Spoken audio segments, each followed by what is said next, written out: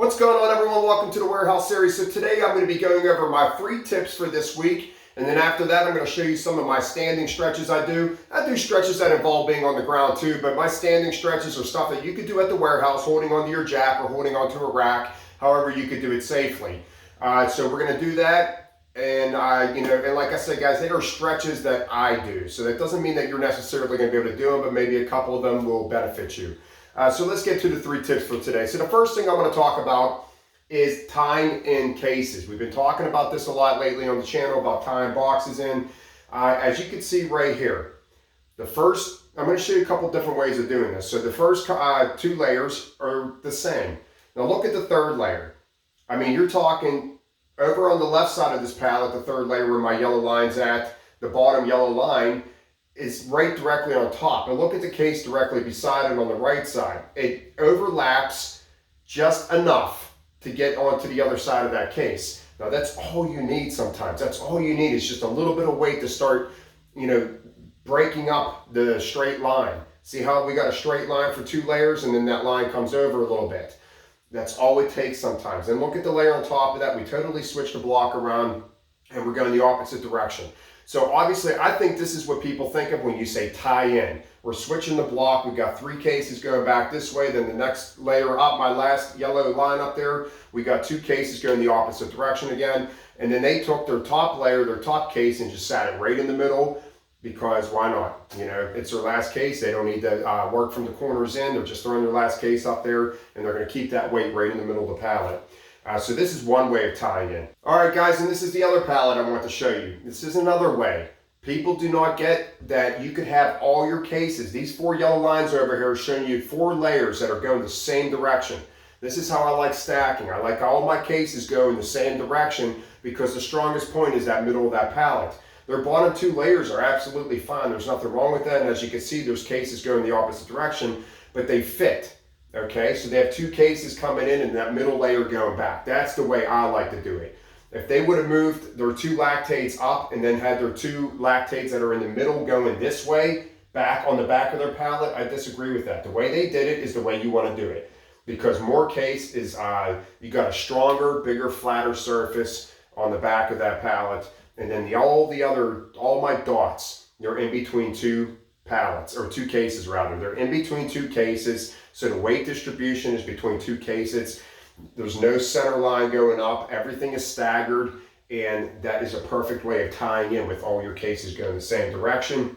And as you can see on this 3rd picture right here, we got a little bit something different. All right, so basically where my little yellow arrow is in the middle, there's just enough case overlapping from one and hanging on to that thing. But we basically got columns here, right? I mean, we could almost draw a straight line right up where my yellow arrow is. But everything is tied in on this back column. Everything is tied in on this front column. And then you got that one little lip that put enough weight going from one column to the next to give that weight distribution. That is all you need sometimes. And I just want to go over this to let people know that tying in does not mean we have to switch the direction of the layer every single layer.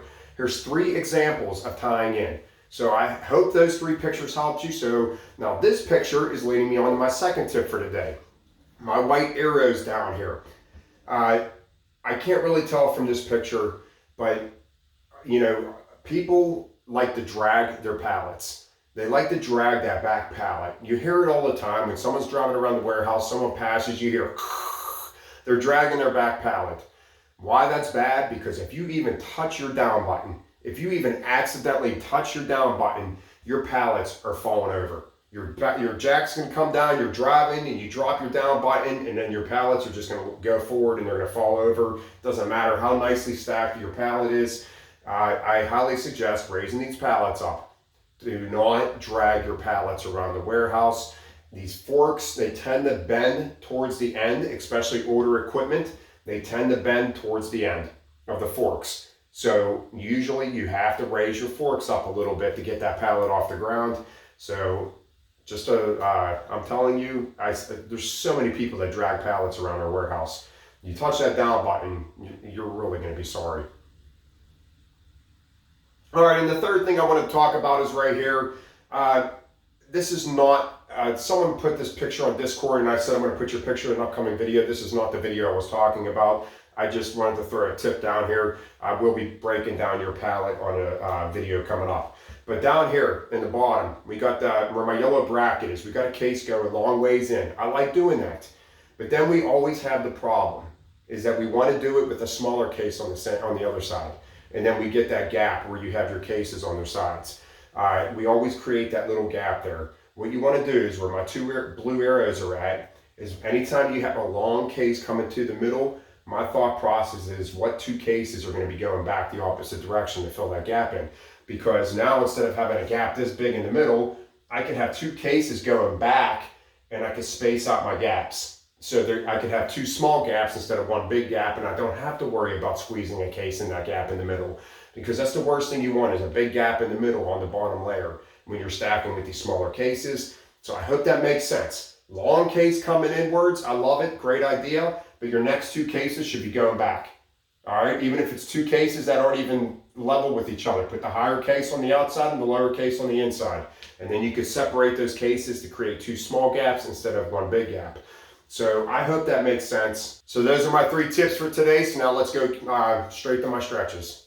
All right, guys, so the first thing I like to do, I have no idea if my head's cut off right now. I have no one behind the camera to show me. So right now, I like to do quad stretches. Now, like I said, you could do this holding on to something. You know, I like to, you want to try to get your knee even with your other knee, stick out your chest. And to me, I feel like you get the best stretch when you're doing that. And then just switch over to the other side. See, I lose my balance sometimes too. Get your balance, stick that chest out, get your knees next to each other, and pull back and get that nice quad stretch. Like I said, you could be holding onto a jack when doing this, or even the rack. After that, I like to do the hamstrings. But I like to do the hamstrings. Once again, switch sides, do the hamstrings. You can even go like this and start and stretch out the hip flexor if you want. So yeah, so like that, you can hold onto a jack and stretch out your hip flexor. After that, I like to do straight leg stretches, just, you know, straight down, maybe a little bit shorter width apart on your feet, and just go straight down and touch the ground and fill the hamstring. Straight leg stretches. And then I like to come up into this. So you want to put your forearms right on the inside of your knees, like a little bit back from the kneecaps, and this is stretching out your groin. You want your arms to be pushing out, and you want your legs to be pushing in. So it's counteracting with each other, and you will feel the groin stretch, I promise you. So after I do this, I like to go like this and stretch. Now, if you did an Insanity workout, these are all going to look familiar. I have adopted these Insanity workouts when I did Insanity back in the day, and I love doing them. So this stretches out your shoulder and it stretches out your groin at the same time. And then I come back down, I do my straight leg stretch, and then I'll go to one side. And it just gives more of a stretch to your one leg than doing it in the middle. I put my right hand on the right side, I put it behind my heel, and I start to just apply a little bit of pressure, pulling my chest towards my leg. I'm not overdoing it. Then I walk over to the other side, do the same thing with the other side, left hand behind my left heel, and I'm pulling my chest towards my leg. And then I come back to the middle. Now I'm going to come and I'm going to put my hands on my knees. I'm going to round my back while I breathe. And I'm going to come back down, flat back, and then round your back. This is stretching out your lower back. I love doing this. It feels so good. Sometimes I like to hold it. I do that about 5-6 times. All right, this is a hard one. Once again, it stretches out your hip flexor, and you can hold on to a jack if you want. In Insanity, they call this praying hands, but you're taking your leg and you're balancing here, and you're taking this knee and you're pushing it towards the ground. And you're gonna feel the stretch back in your hip flexor. I like to do this on both sides. Come on the other side, get your balance. Once again, you can hold on to something. I'd probably hold on with this one. Here, let me get my balance. I'm all over the place here. It's not an easy one to, you gotta focus, you gotta steer straight. Take this knee and push it to the ground. I like to hold that. It's such a great stretch for standing. once again, hold on to something. And the last thing I do, guys, I'm not on as calf, for my calf stretch. I like to stand on the edge of my jack. I can't do it right here. And I like to just put my toes on and have my ankles go, or have my calves, my heels go down to the floor and get a nice calf stretch out. All right, guys, so that's it for today. Like I said, some of those standing stretches are a little bit more advanced than others, but you can always hold on to something. If you're at home, you can hold on to a chair. And if you guys want to see more stretches that I do on the ground, let me know. You could throw a cardboard slip sheet out at work and do them, but like I said, guys, some of my stretches are advanced. That's why I was holding off on showing some people, but you know, those are some standing stretches that I like to do. If I forgot to stretch at home or I didn't have time, when I get to work, that's what I do. So guys, if you could please subscribe to the channel, Discord, always in the link below. I try to keep this channel very unique, and I'm trying to come up with new ideas all the time. That's why you see the motivational speeches and stuff like that. It's stuff that I'm passionate about. So I'll see you guys next time. Have a great day.